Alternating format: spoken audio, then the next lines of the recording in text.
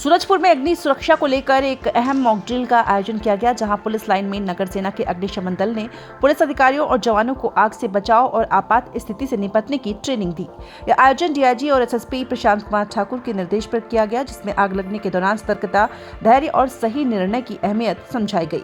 DIG SSP Prashant Kumar Thakur ने कहा कि जब भी कोई हादसा या आग जैसी स्थिति आती है तो पुलिस और राहत टीम से लोगों की उम्मीदें जुड़ी होती है। ऐसे में हर जवान का प्रशिक्षित होना बेहद जरूरी है, ताकि समय रहते लोगों की जान बचाई जा सके।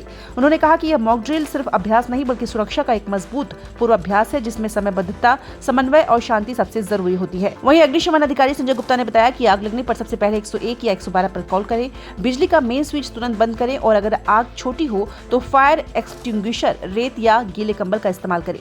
धुएं से बचने के लिए झुककर बाहर निकले और लिफ्ट का इस्तेमाल बिल्कुल न करें।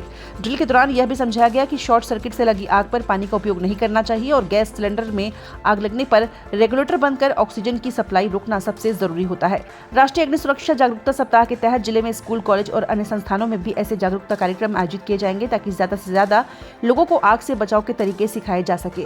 फिलहाल इस मॉक ड्रिल ने एक बार फिर साफ कर दिया है कि पुलिस और फायर टीम का एक ही उद्देश्य है, हर हाल में लोगों की जान बचाना। अर्थ है कि हम वर्दी पहन के चलते हैं तो लोग ये मान के चलते हैं कि हम सब कुछ जानते हैं।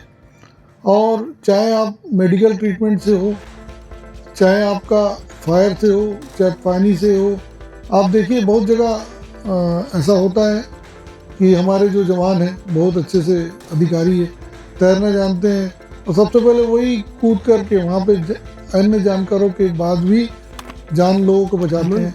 अभी भी कहीं भी कोई घटना होती है, कहीं कोई आग लग गई है, तो जितना जानते हैं उसके हिसाब से हमारा स्टाफ कहीं ना कहीं उसमें इन्वॉल्व होकर उसको बुझाने की कोशिश करता है। पानी नहीं है तो कहीं आसपास से पानी का, फायर ब्रिगेड तो अपनी आती है, उनकी एक सेवा है वो भी। साथ ही हमने जब भी देखा मेडिकल की भी, तो लोग इस चीज़ को मान के चलते हैं कि कोई मेडिकल ट्रीटमेंट या एक्सीडेंट हुआ है तो भी पुलिस मदद करे। तो हमें कायदे से अपना ज्ञान को बढ़ाना चाहिए। आज हमारे बीच फायर के पूरे स्टाफ मौजूद हैं। बस ये आपको डेमो इसलिए दे रहे हैं कि इस तरह कहीं आप जा रहे हो और इस तरह से कोई घटना हो जाए और वहाँ पे फायर एक्सटिंग्विशर के मौजूद होने के बाद कोई ऑपरेट करने वाला ना हो तो आप उसको ऑपरेट कर सकते हैं। इनिशियली जो प्राथमिक जांच है एक प्रकार से वो है ये चीज़ें। तो मैं उम्मीद करता हूँ कि आप सब मिल के इसको सीखें, अपने ज्ञान को बढ़ाएं और एक सेवा भावना से कल के दिन हमें मौका मिले तो हम लोगों की जान और माल की हिफाजत कर सकें। जय हिंद। 14 अप्रैल से लेकर 20 अप्रैल के बीच फायर सेफ्टी वीक मनाया जा रहा है, जिसके द्वारा फायर सेफ्टी के विभिन्न कार्यक्रम विभिन्न स्कूल, कॉलेज और अन्य संस्थाओं में बताए जा रहे हैं। उसका मूल उद्देश्य है कि उस जगह पे जो लोग काम करते हैं, यदि फायर सेफ्टी के उपकरण मौजूद है तो वो उसको ऑपरेट कर सकें। तत्काल में कई बार फायर एफडीआर की टीम पहुंच नहीं पाती, उस कंडीशन में अगर हम इससे ट्रेंड रहें तो हम सीधे भी यूज़ कर सकते हैं।